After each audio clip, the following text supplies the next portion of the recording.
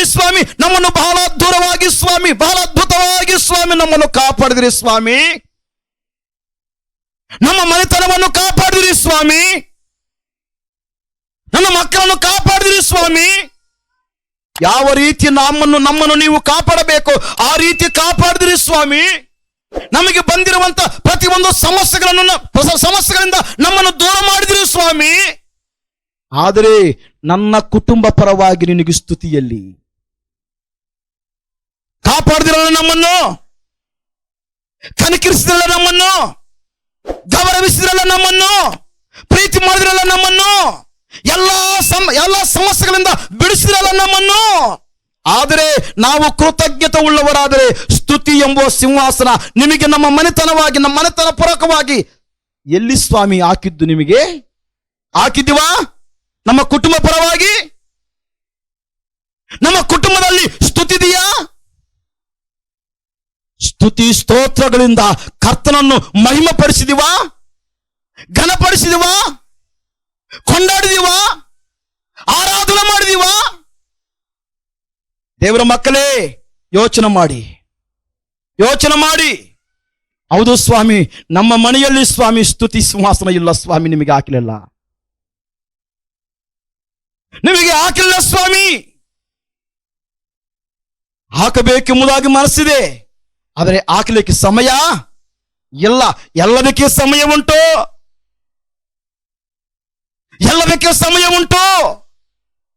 ಆದರೆ ನಮ್ಮ ಕುಟುಂಬ ಪರವಾಗಿ ನಿಮ್ಮನ್ನು ಹೊಗಳಲಿಕ್ಕೆ ನಮಗೆ ಸಮಯ ಇಲ್ಲ ಸ್ವಾಮಿ. ಹೊಗಳಿಸುವಂತೆ ಶಕ್ತಿ ನಮಗಿಲ್ಲ ಸ್ವಾಮಿ. ಇದೆಯಾ ಇಲ್ಲ ಶಕ್ತಿ? ನಮಗೆ ಹೇಳಬೇಕು, ಇದೆಯಾ ಇಲ್ಲ? ಇದೆ, ಆದರೆ ಅದನ್ನು ನಾವು ಉಪಯೋಗಿಸ್ತಾ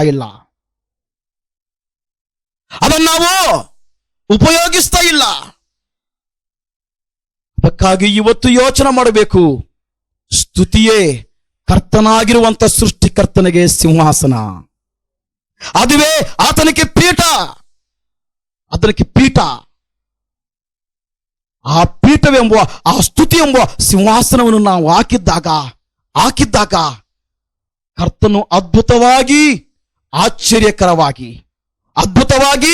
ಆಶ್ಚರ್ಯಕರವಾಗಿ ನಮ್ಮನ್ನು, ನಿಮ್ಮನ್ನು ಯಾವ ಸಮಸ್ಯೆಗಳೆಂಬುವ ಗೋಡೆಗಳು ಅಡ್ಡಿಯಾಗಿ ನಮಗೆ ನಿಂತುಕೊಂಡಿದೆವೋ, ಯಾವ ಗೋಡೆಗಳು ಅಡ್ಡಿಯಾಗಿ ನಮಗೆ ಎದುರಾಗಿ ಪೈಪೋಟಿಯಾಗಿ ಅಪೋಸಿಷನ್ ಆಗಿ ನಿಂತುಕೊಂಡಿವೋ, ಅವು ಬಿದ್ದು ಹೋಗಲಿಕ್ಕೆ ಚಾನ್ಸ್ ಇವೆ. ಬಿದ್ದು ಹೋಗ್ತವೆ. ಬಿಡಿಸ್ತಾನೆ ಕರ್ತನು. ದೇವರಿಗೆ ವಿರುದ್ಧವಾಗಿರುವಂಥದ್ದು ಯಾವುದು ಅದು ಯಾವುದೇ ಆಯುಧವಾಗಿರಲಿ ಅದು ನಿಲ್ಲುವುದೇ ಇಲ್ಲ. ಕಾರಣ ಅದನ್ನು ಬಿಡಿಸುವಂಥದ್ದು ಯಾವುದು? ಸ್ತುತಿ ಎಂಬ ಆಯುಧ ನಮಗೆ ಬೇಕು. ಸ್ತುತಿ ಎಂಬ ಖಡ್ಗ ನಮಗೆ ಬೇಕು. ಸರ್ವಶಕ್ತನಾಗಿರುವಂಥ ದೇವರು ಕತ್ತಿಂದ ಯುದ್ಧ ಮಾಡುವನಲ್ಲ, ಬಾಂಬಿಂದ ಯುದ್ಧ ಮಾಡುವನಲ್ಲ, ಆಯಾ ಉಪಕರಣಗಳಿಂದ ಯುದ್ಧ ಮಾಡುವನಲ್ಲ. ಕೇವಲ ಸ್ತುತಿ ಎಂಬ ಸಿಂಹಾಸನವು ನಾವು ಹಾಕಿದರೆ ಅದರ ಮೇಲೆ ಕೂತುಕೊಂಡು ನ್ಯಾಯಾಧೀಶನಾಗಿ ನಮಗೆ ನ್ಯಾಯವನ್ನು ಒದಗಿಸುವನು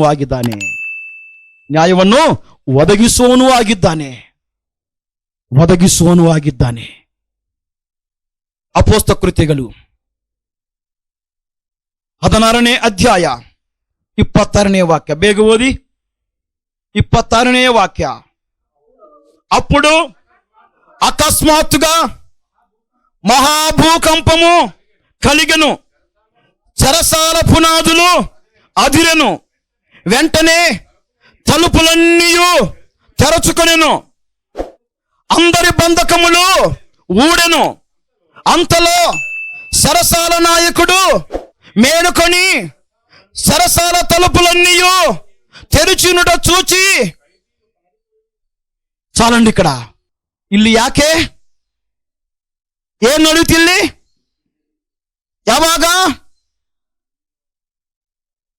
ಯಾವಾಗ ಸ್ತುತಿ ಮಾಡಿದ್ದಾಗ. ಎಲ್ಲಿದ್ದಾಗ? ಇವರು ಸೆರೆಮನಿಯಲ್ಲಿ ಇದಾಗಿದ್ದಾರೆ, ಜೈಲಿನಲ್ಲಿದ್ದಾರೆ ಇವರು.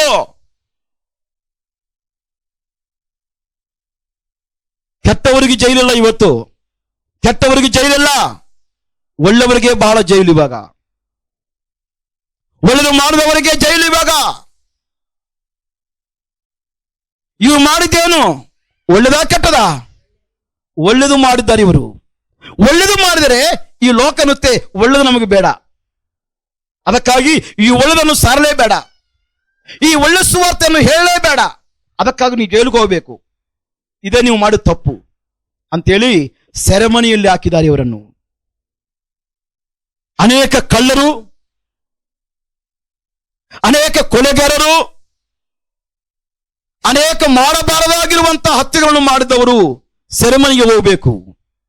ಆದರೆ ಇವರು ಮಾಡಬಾರದಾಗಿರುವಂತ ಕಾರ್ಯಗಳನ್ನು ಏನಾದರೂ ಮಾಡಿದಾರಾ? ಏನ್ರಿ? ತಪ್ಪು ಏನಾದರೂ ಮಾಡಿದಾರಾ? ಒಳ್ಳೆದು ಏನಾದರೂ ಮಾಡಿದಾರ? ಕೆಟ್ಟದು ಮಾಡಿದ್ದಾರೆ. ಇವರು ಒಳ್ಳೆದನ್ನೇ ಮಾಡಿದ್ದಾರೆ, ಕೆಟ್ಟದ್ದು ಸ್ವಲ್ಪ ಕೂಡ ಮಾಡಿಲ್ಲ. ಕೆಟ್ಟದನ್ನು ಇನ್ನೂ ದೂರ ಮಾಡುವವರಾಗಿದ್ದಾರೆ, ಒಳ್ಳೆದಕ್ಕೆ ಸಮೀಪಸ್ಥರನ್ನಾಗಿ ಮಾಡುವವರಾಗಿದ್ದಾರೆ ಇವರು. ಆದರೆ ಈ ಲೋಕಕ್ಕೆ ಮೆಚ್ಚುಗೆ ಆಗಿಲ್ಲ, ಈ ಲೋಕ ಮನುಷ್ಯರಿಗೆ ಇಷ್ಟವಾಗಿಲ್ಲ. ಇಷ್ಟವಾಯ್ತದು? ಇಷ್ಟವಾಗಿಲ್ಲ. ಅದಕ್ಕೆ ಇವರನ್ನು ಸೆರೆಮನಿಗೆ ಹಾಕಿದರೆ, ಸೆರೆಮನಿಯಲ್ಲಿ, ಜೈಲಿನಲ್ಲಿ ಇವರು ಏನು ಮಾಡ್ತಾ ಇದ್ದಾರೆ? ಏನು ಮಾಡ್ತಾ ಇದ್ದಾರೆ? ದೇವರನ್ನು ಸ್ತುತಿಸ್ತಾ ಇದ್ದಾರೆ, ದೇವರನ್ನು ಕೊಂಡಾಡ್ತಾ ಇದ್ದಾರೆ, ದೇವರನ್ನು ಮಹಿಮೆಪಡಿಸ್ತಾ ಇದ್ದಾರೆ, ದೇವರನ್ನು ಹೊಗಳುತ್ತಾ ಇದ್ದಾರೆ, ಹೊಗಳುತ್ತಾ ಇದ್ದಾರೆ. ಯಾವಾಗ ಸ್ತುತಿ ಮಾಡ್ತಾ ಇದ್ರು, ಯಾವಾಗ ದೇವರನ್ನು ಹೊಗಳುತ್ತಾ ಇದ್ರು, ಯಾವಾಗ ದೇವರನ್ನು ಘನಪಡಿಸ್ತಾ ಇದ್ರು, ಯಾವಾಗ ದೇವರನ್ನು ಮಹಿಮೆಪಡಿಸ್ತಾ ಇದ್ರು, ಅರ್ಧರಾತ್ರಿ ಹೊತ್ತಿನಲ್ಲಿ ಆಟೋಮೆಟಿಕ್ ಆಗಿ ಆ ಸೆರೆಮನೆಗೆ ಬಂತು ಭೂಕಂಪ. Hallelujah, hallelujah. ಏನು ಬಂತು? ಭೂಕಂಪ. ನಡುಗಿ ಬಿಡುತ್ತು, ಅದಿರಿ ಹೋಗಿ ಬಿಡುತ್ತು, ತತ್ತರಿಸಿ ಬಿಡುತ್ತು, ತತ್ತರಿಸಿ ಬಿಡ್ತು. ಭೂಕಂಪ ಉಂಟಾಯಿತು. ಮತ್ತೇನಾಯಿತು? ಎಲ್ಲರ ಸರ್ಪಣಿಗಳು, ಎಲ್ಲರ ಬೇಡಿಗಳು ಬಿಚ್ಚಲ್ಪಟ್ಟವು, ಎಲ್ಲರ ಬೇಡಿಗಳು ಬಿಚ್ಚಲ್ಪಟ್ಟವು, ದ್ವಾರಗಳು ತೆರೆಯಲ್ಪಟ್ಟವು. ದ್ವಾರಗಳೇನಾದವು? ತೆರೆಯಲ್ಪಟ್ಟವು, ಓಪನ್ ಆದವು. ಯಾರು ಬಿಚ್ಚಿದಾರ್ರಿ ಬೇಡಿಗಳನ್ನು? ಸೆರೆಮನೆ ಸರಸಾಲಕನು ಬಿಚ್ಚಿದಾನ? ಸರಸಾಲ ನಾಯಕನು ಬಿಚ್ಚಿದಾನ? ಕದರನ್ನು ಯಾರು ಓಪನ್ ಮಾಡಿದ್ದಾರೆ? ಭೂಕಂಪ ಯಾರು ಉಂಟು ಮಾಡಿದ್ದಾರೆ? ಅವರು ಮಾಡುವಂತ ಸ್ತುತಿಯೇ ಸೆರೆಮನೆಗೆ ಮುಪ್ಪಾಗಿ ಬಂದುಬಿಡ್ತು, ಸೆರೆಮನೆಗೆ ಅಪಾಯಕಾರಿಯಾಗಿ ಬಂದುಬಿಡ್ತು.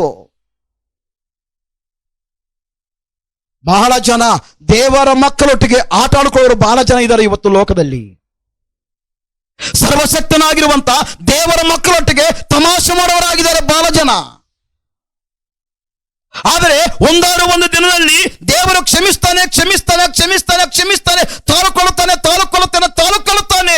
ಆದರೆ ಅವರು ಬದಲಾವಣೆ ಆಗಿಲ್ಲ ಅಂದ್ರೆ, ಆ ದೇವರ ಮಕ್ಕಳೊಟ್ಟಿಗೆ ಆಡಿಕೊಳ್ಳೋದು ಸ್ಟಾಪ್ ಮಾಡಿಲ್ಲ ಅಂದ್ರೆ, ದೇವರೇ ಜವಾಬ್ದಾರಿ ತಗೊಳ್ತಾನೆ ಅವರ ಪರವಾಗಿ, ಇವರ ಪರವಾಗಿ, ಸೆರೆಮನೆ ಪರವಾಗಿ ಜವಾಬ್ದಾರಿ ತಗೊಂಡಿದ್ದಾರೆ. ಇವಾಗ ದೇವರೇ ಭೂಕಂಪ ಉಂಟಾಯಿತು, ಬೇಡಿಗಳು ಬಿಚ್ಚಲ್ಪಟ್ಟವು, ದ್ವಾರಗಳು ಓಪನ್ ಆದವು. ಆಟೋಮೆಟಿಕ್ ಆಗಿ ಹೊರಗಡೆ ಹೋಗ್ಬಿಟ್ರು. ಸೆರೆಮನೆ ನಾಯಕನು ಆವಾಗ ಎಚ್ಚರಿಕೆ ಬಂದು, ಓ ಇವರು ಎಲ್ಲೋ ಹೋಗಿದ್ದಾರೆ, ನನ್ನನ್ನು ಮರಣದಂಡಕ್ಕೆ ಹಾಕ್ತಾರೆ ಇವರು, ಸರ್ಕಾರ ಮರಣದಂಡಕ್ಕೆ ಒಳ ಮಾಡುತ್ತೆ ಅಂತೇಳಿ ತನ್ನ ಕತ್ತಿಂದ ತಾನೇ ಚುಚ್ಚಿಕೊಂಡು ಸಾಯಬೇಕೆಂಬ ತೀರ್ಮಾನ ತೆಗೆದುಕೊಂಡಿದ್ದಾಗ ಅಲ್ಲಿ ಹೇಳುತ್ತಾರೆ, ಹೊರಗಡೆ ಬಂದಿರತಕ್ಕಂಥ ದೇವರ ಮಕ್ಕಳು ಹೇಳ್ತಾರೆ, ಅಪ್ಪ ನಾವಿಲ್ಲೇ ಇದ್ದೀವಿ, ನೀವು ಯಾವ ಹಾನಿ ಮಾಡಿಕೋಬೇಡಿ. ನೋಡಿದರಾ? ಯಾರಿಗಾದರೂ ಅಪಕಾರ ಮಾಡೋವರ ದೇವರ ಮಕ್ಕಳು, ಕ್ರಿಸ್ತನ ಮಕ್ಕಳು ಯಾರಿಗಾದರೂ ತೊಂದರೆ ಮಾಡೋರ? ತಪ್ಪು ಮಾಡ್ತಾರಾ? ತಪ್ಪಲ್ಲಿ ನಡೆಸ್ತಾರ ಮತ್ತೊಬ್ಬರನ್ನು? ಅವರು ಮಾಡಲ್ಲ, ಮತ್ತೊಬ್ಬರನ್ನು ತಪ್ಪಲ್ಲಿ ನಡೆಸಲ್ಲ. ಅಂತ ಒಳ್ಳೆ ಮಕ್ಕಳಿಗೆ ದೇವರೇ ಸಹಾಯಕನಾಗಿದ್ದಾನೆ. ಹಲ್ಲೆಲೂಯಾ, ದೇವರೇ ಸಹಾಯಕನಾಗಿದ್ದಾನೆ. ಇವತ್ತು ನಿಮ್ಮ ಸೆರೆಮನೆ ಏನಾಗಿದ್ರೂ ಪರವಾಗಿಲ್ಲ, ಸರ್ಪಣೆಗಳು ಯಾವುದಾದರೂ ಪರವಾಗಿಲ್ಲ, ಯಾವ ದ್ವಾರ ಮುಚ್ಚಲ್ಪಟ್ಟರೂ ಪರವಾಗಿಲ್ಲ, ಅವೆಲ್ಲ ಓಪನ್ ಆಗಬೇಕು. ನೀವು ಹೊರಗಡೆ ಬರಬೇಕಾದರೆ ನಾವು ಮಾಡಬೇಕಾಗಿದ್ದು ದೇವರಿಗೆ ಸ್ತುತಿ ಮಾತ್ರ. ಹಲ್ಲೆಲೂಯಾ. ದೇವರಿಗೆ ಸ್ತುತಿ ಮಾತ್ರ ಮಾಡಿ ಸಾಕು.